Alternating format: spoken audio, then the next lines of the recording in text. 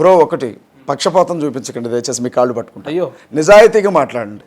కరుణాకర్ సుగ్గున ఇదే మాట మాట్లాడు, లలిత్ కుమార్ ఇదే మాట మాట్లాడు, ధర్మ మార్గం భాస్కర్ రాజు అయితే ఏకంగా వాడు మందు తాగాడో డ్రగ్స్ తిన్నాడో ఎవరికి తెలుసు అన్నాడు. ఎట్లా తెలుసు వీళ్ళకి?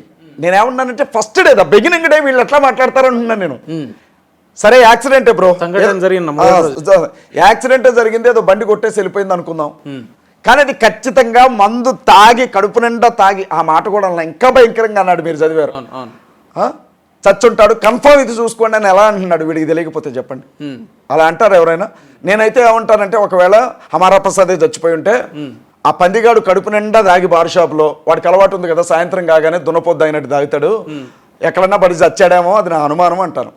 ఒకవేళ తాగాడేమో చచ్చాడేమో అని అంటారు, కానీ ఖచ్చితంగా తాగే చచ్చాడు ఇదే రిపోర్ట్ పోస్ట్ మార్టంలో వచ్చింది చూడండి అని నేను అట చెప్తాను బ్రో. అంటే ఏమంటున్నారు మీరు? వాళ్ళే చంపారు అనుకుంటారు ఎట్లా? నాకు అనుమానం ఉంది బ్రో.